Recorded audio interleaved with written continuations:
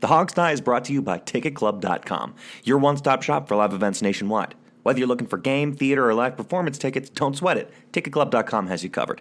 So make sure you're going there for all your live entertainment needs, and make sure you're clicking over to them from the banner at the top of thehogsty.com.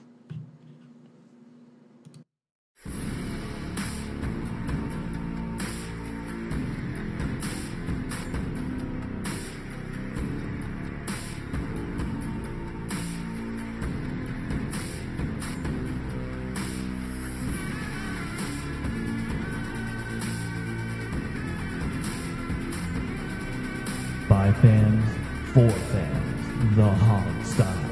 And now, here's your host, Sean Conti.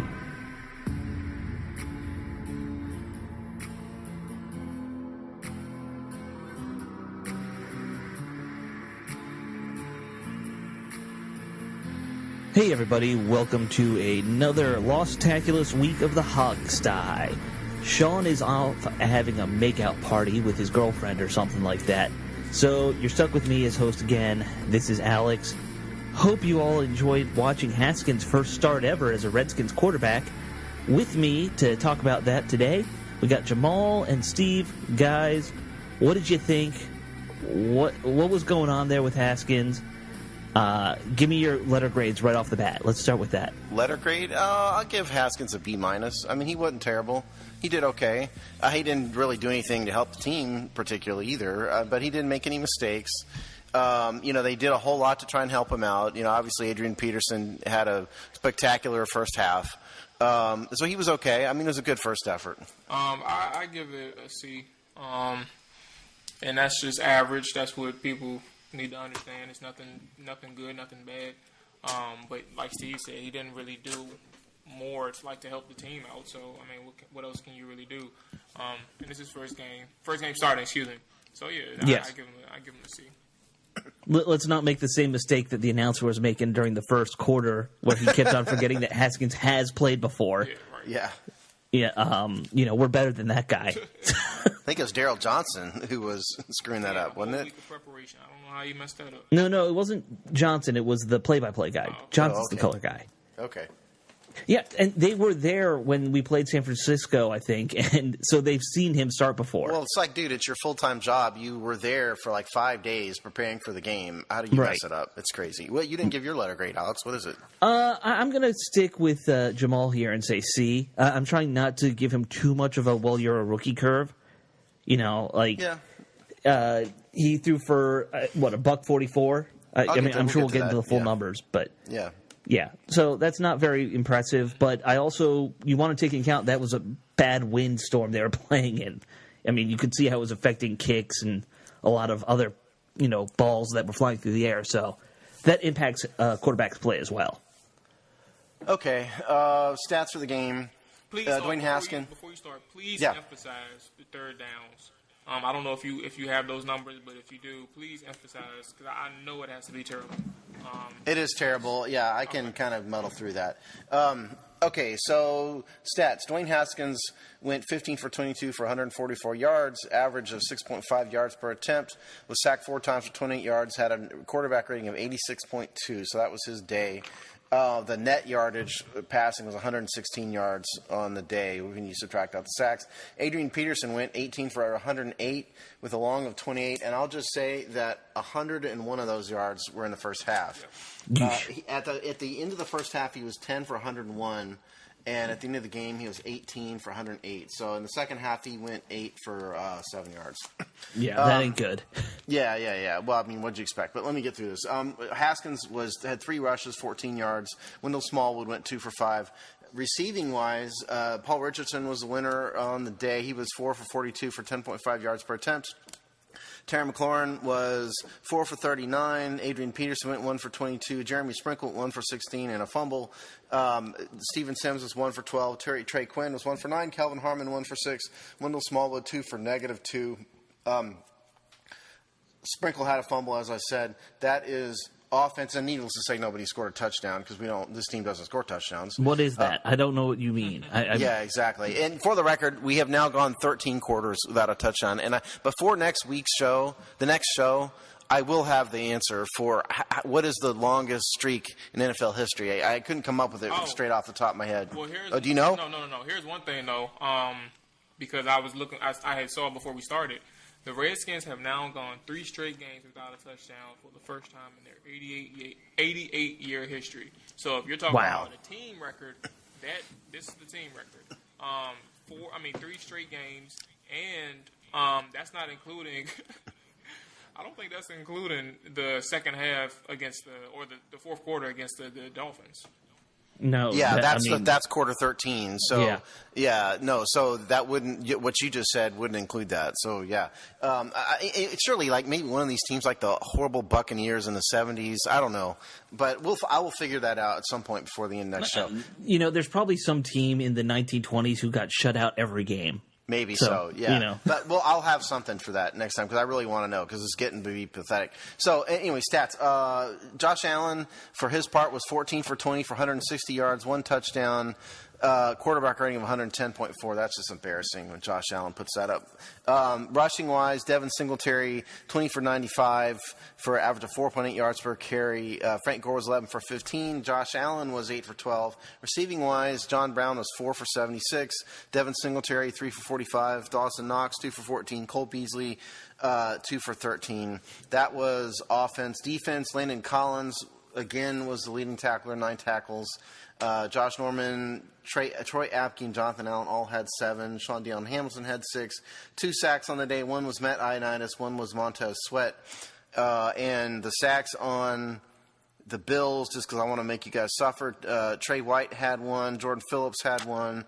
Jerry Hughes had 1. And then Trent Murphy, our old buddy Trent Murphy, had 1. And our old friend Lorenzo Alexander had 2 tackles. So that is stats. And since we've been going over this, Tress Way, who had a horrible game for him by his standards today, was 5 punts for 172 yards. So he did not beat the offense. No, second week in a row he did not outkick the offense.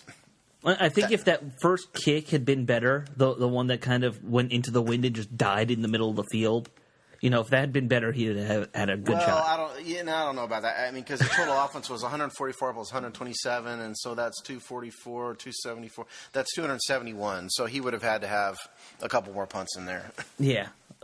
Way to go, Tress, not beating the offense again. Congrats. Just disappointing. So sad. It's so pathetic. Yeah. I laugh. It's pathetic. Not him.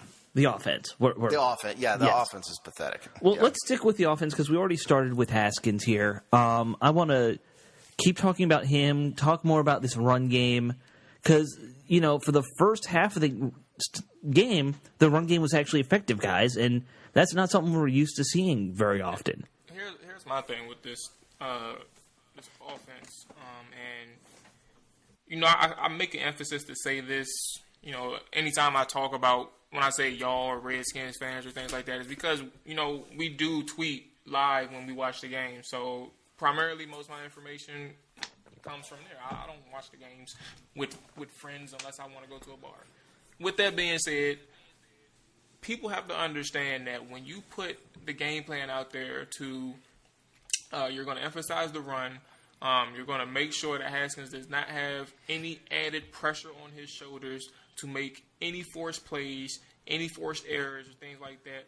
Which Callahan acknowledged post game. He did a great job at managing the game. He didn't force any bad plays or anything like that. When that's your game plan, you stick with it no matter what. And they did a great job at sticking with it. The issue comes in. Even before you get to the issue, Adrian Peterson was very successful in the first half. 10 carries, 108 yards. When you have something as successful as Adrian Peterson, your game plan is executing flawlessly. However, you kicked 3 field goals, I think, in the first half, I believe, and you totaled 9 points. And that's as good as it got. You didn't execute in the red zone. You didn't execute in Bills territory. So that's where the problem lies in. However, Adrian Peterson executed his part of the game plan flawlessly, and so did the offensive line. You gotta work on other things. And third down was the reason why I wanted to emphasize that it was terrible. And this is what really got them in trouble. Third and longs, penalties, and then also I didn't really understand how Haskins was operating on third downs. I don't think he had the sense of urgency, but also I don't think he could find the go-to. But at the same time, give credit to Buffalo's defense, but it wasn't clicking on our end, and that's what was really bothering me on third down. Yeah, by the way, I forgot to, Jamal, you asked me about the third down stats. I didn't have the total number of attempts they had, but they did convert. They converted 2 on the day. And because so they were 0-5 at one point in time, and that was I think at halftime. They were 0-5. And so they're probably something along the lines of 2 for 10 or 11-ish. But don't hold me to the 10 or 11, but it's somewhere in that neighborhood. Okay, so my opinion of Haskins, early in the game he looked like he was a bit nervous, a bit hesitant. He really wasn't putting a lot on his throws. I don't know if that was intentional, if he was just trying not to make a mistake or what. He was okay. He held the ball too long. A couple of those sacks were on him. Because he was just holding the ball too long instead of getting rid of it. He missed a read or two. He had the broadcast crew pointed out that he had McLaurin open, or one-on-one open, deep. Didn't see it. I think, Jamal, you have a good point about the third downs. There wasn't really a sense of urgency, to him. But to be fair, though, the Redskins have been horrible on third down all year. It's not just him. Like Case Keenum hasn't been any better on third downs. So... I put that more as kind of a team failure. My whole problem with this is that, Adrian Peterson, doing well at halftime. But once it stops working, and the reason it stopped working is because the Bills realized that was the only thing the Redskins had going on, and so they started keying on him. Surprise, surprise, they shut him down. That's not a shock. But at that point in time, you kind of have to transition the game plan a little bit. And they tried... toward the end of the game to get more passes, pass attempts out there, but didn't really work. So, I put that as kind of an adjustment that needed to happen that didn't happen. That's my thought. Alex? Well, my thought on the running game was the thing I think that they were doing that was working is they kind of stuck with a more straightforward, simple running game. Adrian Peterson was going up the gut a lot in just a lot of power runs, and that's what works with him. We seemed to get away from that in the second half, which made no sense to me. It was a lot more outside stuff, which he was getting stuffed on right and left. You said he had 8 yards or 7 yards in the second half? 7. Yeah, and the thing that stands out to me is a lot of those runs were really losses. He had 1 or 2 runs for 6 yards there, I remember. He had that one where he got hit in the backfield and then still somehow got 6 yards after contact. But, more often than not, he was getting knocked out a yard or 2 behind the line of scrimmage. And that, I think... Yeah, at one point in time, he was over 110 yards on the game. Right, and then he lost a couple. So that's no good. I liked what I saw from Haskins. We were kind of talking about that from the beginning. I think they called a game... that this is what you're going to have to do with Haskins for this year is you have to call a lot of screens, a lot of stuff where he's not making reads. He's just kind of executing the timing as a quarterback to get the ball out of his hand to the right person. And, we saw some of that this year. Part of the problem also with this offense, particularly with a young quarterback like that, is the Redskins are playing without a tight end. Right. Jeremy Sprinkle is theoretically on the field, but he's just not getting it done. He's good for one catch a game. That's all he does. They went from having a top 5 tight end who hasn't played this year, obviously, and Jordan Reed, who would be a tremendous benefit to a quarterback like Haskins, when you have that kind of safety valve going on, to having basically no tight end. That's a big deal. And so, they're not really help. Even Vernon Davis, would have helped in that situation. So I think that's a big deal, but they didn't. I don't know. Maybe the wind was too bad for this. They didn't take enough shots downfield with him. He has chemistry with Terry McLaurin. Terry McLaurin beats the pants off of people one-on-one. He did it today, and they never tried it. Basically never. And I think the wind is a huge factor in that. And we're not there, so it's hard to always say how much of a factor it's going to be. Well, but usually, if it's 15 miles an hour or less, this is coming from the the bookie in me.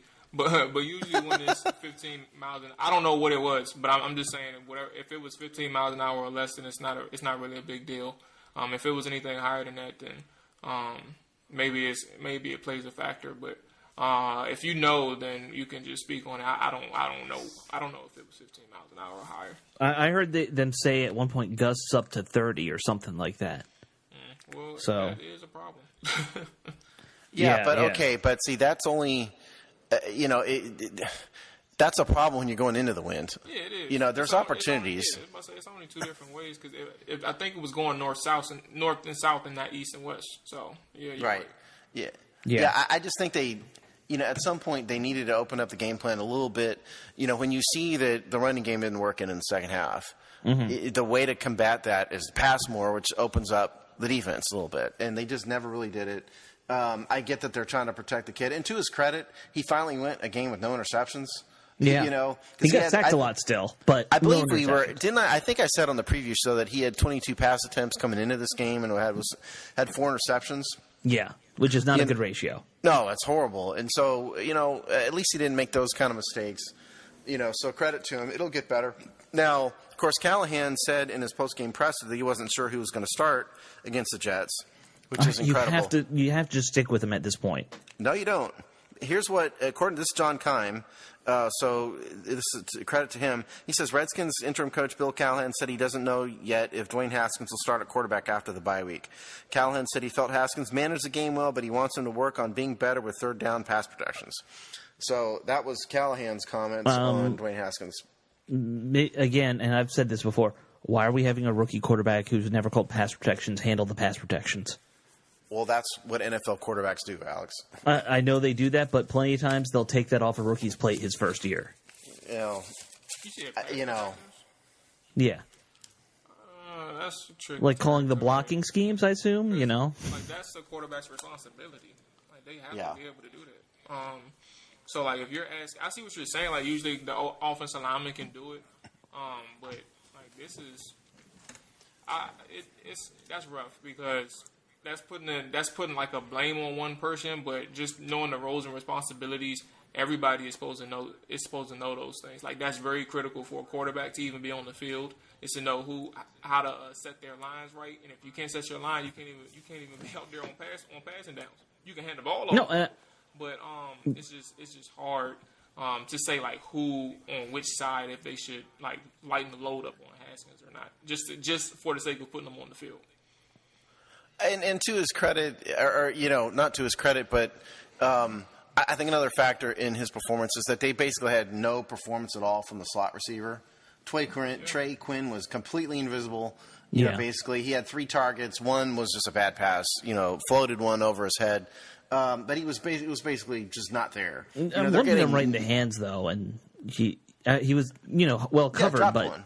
You got to come down with that. It was a drop. Yeah. But we went from Jameson Crowder, who was very productive, to a complete zero, on Trey Quinn. And, I just think it shows that Jay Gruden's way off with Trey Quinn. Well, Jay Gruden said he wanted to keep Crowder, and they didn't, so. Yeah. Well, I'm not gonna bash Jay Gruden. He's gone. It doesn't matter. But it is a problem. I didn't mean to cut you. I was just gonna say that the receivers absolutely did no big situations. When I talk about third downs too, that comes down to the playmakers as well. You have to understand how important that down is. And nobody was able to help Haskins out, as opposed to the defense doing a really good job themselves. But you have to understand how big third downs are. And when it was third and manageable, there was nobody to help Haskins. There was nobody to help this offense keep moving the sticks. Exactly right. And listen, they basically had 2 weapons. They have a 0 at tight end and a 0 at slot receiver. They don't have a great receiving running back right now. Smallwood's okay, but they don't have that option either. Peterson had the 1 reception, there, but no, they don't. And so the number of weapons that he has is very, very limited. If you put Haskins on a better team, he would be doing a lot better. Sure. He would have done, obviously. That's not exactly insight, but he wasn't terrible. he'll get better, right? As the time goes on. But they desperately need some more offensive weapons. This offense is just pathetic. This is one of the most pathetic. It's one of the most pathetic Redskins offenses I've ever seen. Most quarterbacks are only as good as their weapons. We all know that. I remember, I can't remember exactly what somebody said, but I saw somebody who said, well, Haskins needs to, step up and get the ball out, to his playmakers. I'm just thinking, what playmakers? He has one, like, who do you want him to throw it to? If there's no one on the other side to catch it, it doesn't matter. Well, listen, especially early in the game, he was not decisive. I told you, I didn't like the way the ball was coming off his hand early in the game. He just looked tentative to me. He looked tentative and nervous. It got better as the game went on. Huh? What's that? He's been that way in live action so far all year. Yeah, I think so. And that's not unfair. He is very young, by NFL quarterback standards. So it'll get better. I just hope he plays. And especially the next game is against the Jets. And if there's another team beyond the Dolphins that are as pathetic as the Redskins, it's the Jets. The Jets might be more pathetic, honestly. So it's a perfect game for 2 weeks. He's got 2 weeks to go to learn. It's a perfect game for him to continue to start. Right. And I hope that they do make what I think is the smart move at this point, that is let him play at this point, just to see what you got. I agree, honestly. I've always said around the bye week would have been the time, and this is just one of those periods. And truth be told, I'm not going to lie to you, if he doesn't start coming out of the bye week, I really don't know. I don't know what the hell this team is thinking. I'm not even confident anymore that he'll start at all this season. And that's a problem in itself, because the smartest thing to do would be to understand that the season is lost and look forward to developing young players. And right now it's so murky. You don't know what they're going to do. Listen, I think I'm with you. I think everybody's with you except Bill Callahan. I think he's the only one on the face of the earth that does not share your opinion, Jamal. Well, and it's not even clear where he is. What's that, Alex? Sorry, I cut Jamal off. No, I was done. I was saying it's just nobody knows where he's at. That's all. Yeah, and I guess we were on the same wavelength then. Like, people used to always complain about how Gruden looked on the sidelines. He always kind of had like a all shucks look. Callahan, I don't even think he's paying attention half the time when I see him on the sideline. I don't know. I don't know. Yeah. Look, Callahan has the right general idea, which is this team needs to be a run team. They don't have a passing game that's a threat to anybody. They need to run the ball. So from a very basic general sense, he has the right idea. His problem has been, unbelievably, that he's done it too much. Whereas, the former coach, Jay Gruden, gave up on it too quickly. Callahan doesn't give up on it soon enough. Right. He doesn't, he's not good at mixing, like Jay wasn't good at blending the two together either, the pass and the run. Bill Callahan isn't either. It's just, he's just the other way around, I don't know. Right. We're down by one score, and, no one thought, hey, let's just light it up for a drive, see what happens. Yeah, let's summarize, because I know we need to move to defense. I'll just summarize this by saying this. This offense is utterly pathetic. It's barely NFL quality. They have no weapons. They don't scare anybody at all. Their only player who offensive weapon is doing anything is Adrian Peterson. The offensive line, they look better a little bit today, okay, but there's nobody on this team on offense that's doing anything special at all. It's embarrassing. I knew that the offense wouldn't be good this year, but I never dreamed it would be this bad. Yeah, I really didn't. It's almost like a bunch of misfit toys that don't match any particular philosophy or system. It's like that team from the movie Major League early in the season when they really stunk. Right. That's what the Redskins are. Only we don't have the big picture of Daniel Snyder that we're going to strip down to nothing. Let's hope not.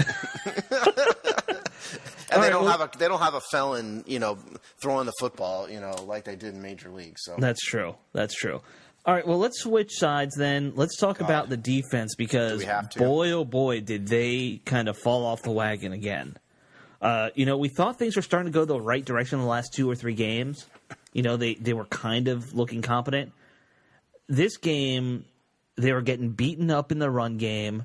Most of the pass game, they're getting beaten up. This defense sucks. Okay? Yeah, I'm flummoxed by what happened here because I figured they would at least be able to put up a competent fight today.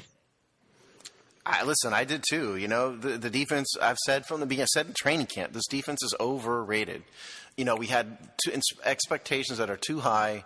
They have talent. They should be better, but they aren't.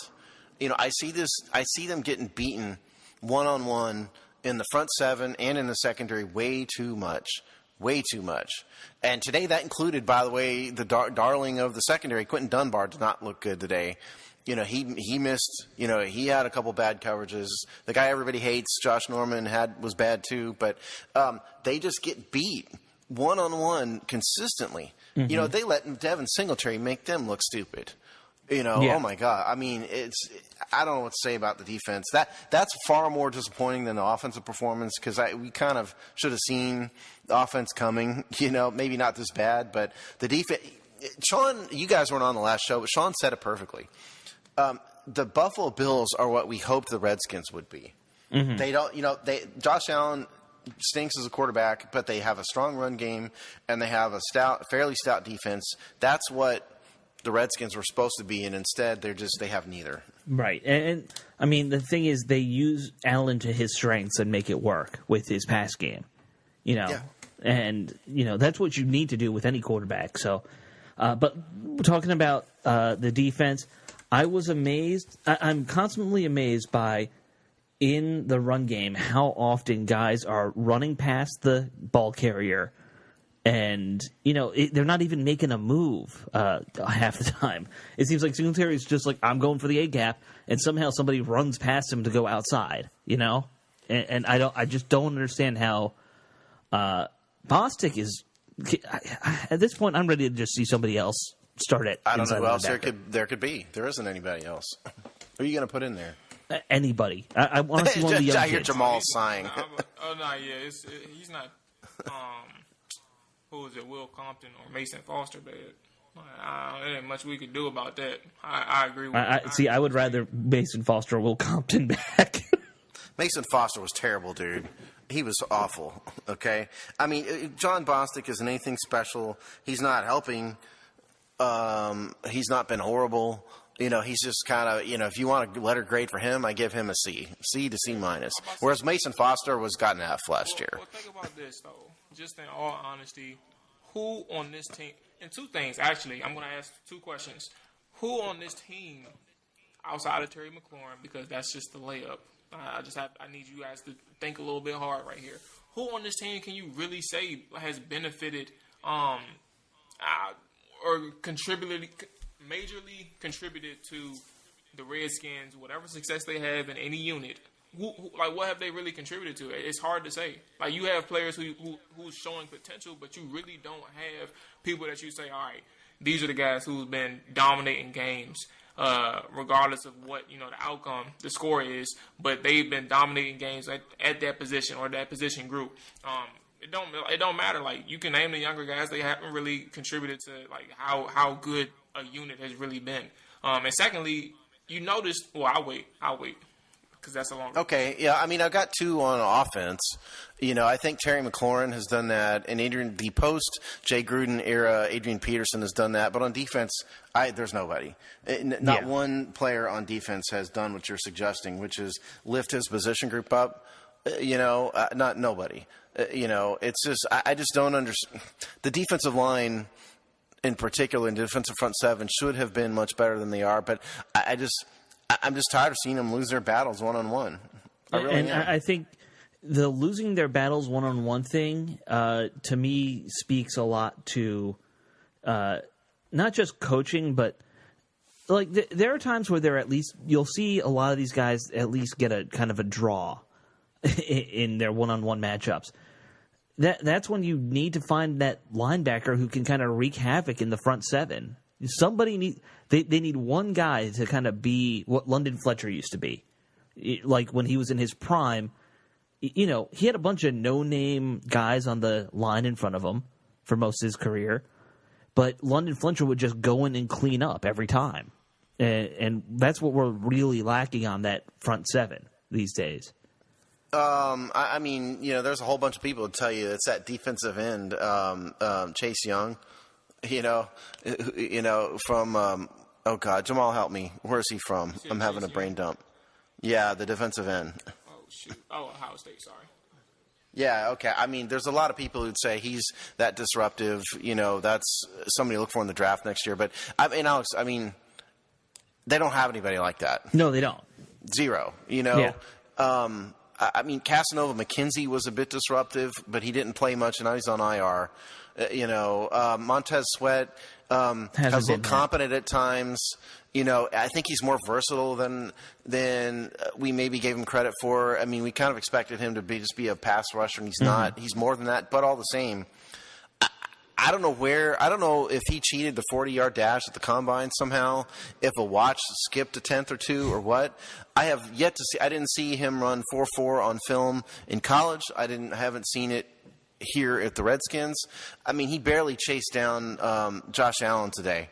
Right. A guy who runs a 4.4 shouldn't have had a problem chasing him down on the sack he had. Yeah. Montez Sweat is not the athlete that we thought he was. Yeah, and you then add in the fact that Kerrigan's completely fallen off at this point. Yeah. You will see the occasional good play from the defensive line, individuals, but down in, down out, you don't see it. I think Ioannidis had another sack, right? And one other guy had a sack. I can't remember who else. Man, I went over this. You're not paying attention. Sorry, I was trying to look up your weird stat, and by the way, I found it out. 32 is the record. What for what? Quarters without a touchdown. Who was it? I can't find that out. It was an old team. Old team. Okay, so what we'll find before the next show is like the modern era. The modern era was the Browns in 2008. Okay, 24. Which was how many? Okay, so there we go. So that's the goal, people. I think we can do it. I think the Redskins can accomplish this. Yes. If they just try hard. That is 6 games, okay? So I think the Jets are going to pose the biggest challenge to accomplishing this goal because the Jets are terrible. Right. So if they can work hard in the Jets game and get through that game without a touchdown, I think they can do it. What if we beat the Jets like 15-7? Oh, God. It's just so sad. What else on defense? Yeah, Ryan Kerrigan had 2 tackles. He's a complete zero. One of my keys to the game was Ryan Kerrigan taking advantage of Cody Ford. Right. Because Cody Ford stinks. But he didn't today. Nope. Ryan Kerrigan we didn't hear his name called all day. He made no impact on the game whatsoever. He's just been a complete zero all year. Sad to see a guy that good, who was certainly a B-plus level rusher around the league just fall off the map like that. Yeah, it is a little mind-blowing how quickly he's fallen off. Like, you would expect him to maybe have like a drop from being he was a 10-sack guy down to like 5, and at this rate he's going to be like 2 sacks this year, Yeah. The other random thoughts I've been having, Steven Sims, I'm tired of seeing him return kickoff returns. He had the one 80-yarder a few weeks ago that was taken away by a penalty. Other than that, he's consistently been averaging less than 20 yards a carry or a return. He's not helping the team back there. That's one note. Other notes, I think Cole Holcomb has fallen off. We were all kind of positive about him at the beginning of the year, but I'm not sure he's a plus player out there anymore. So that's that. Troy Apke hasn't been awful, surprisingly. He had that one stop that everyone was like, ooh. And then they scored on the next play, but still. I thought Apke was terrible, coming into this year. And he's been at least, he hasn't been a negative. He's serviceable as a backup, that's is fair. what you're saying. He hasn't been a negative. I give you that. It's really hard to say how bad he's been how bad he hasn't been because, he hasn't really been exposed much lately. I'll say I haven't done any film review. I haven't got to any film review this season to even see like what he's been looking like without passes being thrown to him. So I can't even tell you. Well, I do remember on that, was it a 3rd and 18 pass that Allen completed that they targeted Apke? Oh yeah. Yeah. They did, and you're right. Like I said, he hasn't been. I don't think he's been as awful as I thought he would be. I'll say it that way. We forgot some major news, by the way. Just right before the game started, an hour and a half before the game, the Redskins announced that they signed Shazier Everett to a multi-year extension. So I wanted to throw that out there because we didn't mention it. Because I actually expected all the pending free agents to be let go, but they obviously respect, what he does for the team. So that's good for him. Well, they made a point of saying in the title of the announcement was safety and special teams captain to Shazier Everett. They made a point of saying that. Has been his. That's kind of been his role here for the last 4 or 5 years now. Yeah, he's the leader on special teams. So that's great. Kind of for a him. bit odd timing, but yeah, I mean, good for him for sure. They needed to distract us from the Trent Williams stuff. They thought that would do it. They did. That was not strong enough. Yeah. So look. I mean, I was the jerk who said that the Redskins might be able to win this game. I mean, I don't know what I was thinking when I said that. All my point is that I think the Buffalo isn't nearly as good as their record showed. They just don't have a passing game particularly. They clearly hadn't used Devin Singletary enough coming into this game, but they figured that out. So I was a fool for thinking that they could have won this game. Silly me. Steve, it's not silly to have a little hope. It's just futile. All hope is lost. You who enter here. Yeah. Yeah, it's getting to that time. So, unless there's anything else, do we even want to do game balls? I know No. You make Jamal's me giving go up. do this. Sean's not here. No, Alex, you make me do this. You're All going right, to come up with something. you and I are going to do it? Y'all got to do it. All right, Go so ahead. game You're first. balls. I'm going to say on defense, nobody really deserves one. No. Who led the team in tackles? I'll just say whoever Landon led the Collins. team. Collins. All right, you get it. Even though I think you blew a lot of plays this week, so good for you. You get it for a stat. On offense, you got to go Peterson, right? Because Of course. that first half. Yeah, I mean, listen, AP had a good first half. He was the only source of offense. I would have given it to Dwayne Haskins if they had won the game, even if he hadn't been particularly great. But when they didn't score a touchdown, didn't win. Yeah, Adrian Peterson gets it for me. And I'm tempted to violate what I just said and not give one on defense. I'm also tempted to give Devin Singletary the Redskins defensive game ball. Because I think You love he doing deserves- that. Yeah, I know. I don't know, man. It's here's what I'm going to do. I'm going to give Ryan Kerrigan the defensive game ball to make fun of him. He's going to get a flattened defensive game ball. We're going to deflate the ball and hand it to him. That's what I'm doing. Ryan Kerrigan gets a deflated game ball for having zero impact whatsoever. And that's an annual game ball for him at this point. So he was pretty good last year. It would be a weekly game ball, actually, not an annual. So that's what I'm doing. So Adrian Peterson gets a game ball. Ryan Kerrigan gets a deflated game ball. Right. All right. Well, I think that about does it for this week because we're over time. Thank you all for listening and for putting up with the Redskins. Those of you who are left as fans, You guys deserve It's not many. Y'all deserve the real game ball. right? You deserve a game ball, and you deserve a game ball. Look under your chair right now; it's a game ball. Just wait to see. Is the Jets game at home? I think Yes. so. We had two. Just wait to see that game at home. Wait, there's going to be 5 people in the stands. for You know, that I game. might look at if I could get like a $5 ticket, I might just go. Why not? There's no doubt you can get a $5 ticket. well, we'll see. I guarantee you I'm going to that. look around. If I can get a cheap ticket, I might. It's $30 for like the hundreds. Yeah, So it's gonna be some money. It's gonna be some good seats. and you could probably get tickets from like the dude on the corner outside the game for. Well, the you know, problem if you buy is him the a dude on the Coke. corner. You know, getting to Redskins Stadium, there is no like good corner to just go and find that dude anymore. So That's true. because it's in the middle of nowhere. Well, wait a minute. Landover's not in the middle of nowhere. It's only in the middle of nowhere to arrogant city people, okay? Landover's not in the middle of nowhere. No, I It's mean the inside stadium Beltway. isn't like there's no like main entrance. Like it's a giant parking lot with the stadium in the middle, and there's nowhere where the scalpers hang out anymore. That's true. I'll give you that. That's my point. But Okay. Anyway, that does it for this week's episode.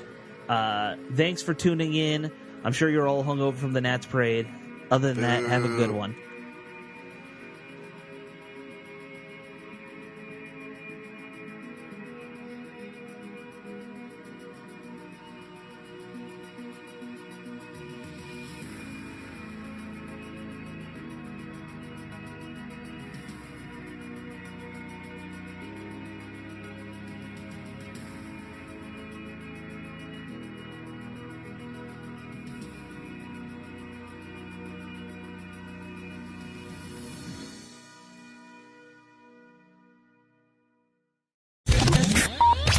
Are you a purple and orange bleeding, Maryland flag boasting Baltimore sports fan looking for a podcast that delivers an hour of content every week? Then you need to subscribe to Charm City Birdwatch, presented by the Big Heads Media Podcast Network. You'll hear insight on the Ravens, Orioles, and Terps from Jake McDonald, Nolan McGraw, and myself, Ian Schultz. With takes coming from both fans and young names in the Baltimore sports media conglomerate, Charm City Birdwatch is the perfect place to catch up on Baltimore sports talk. Subscribe today.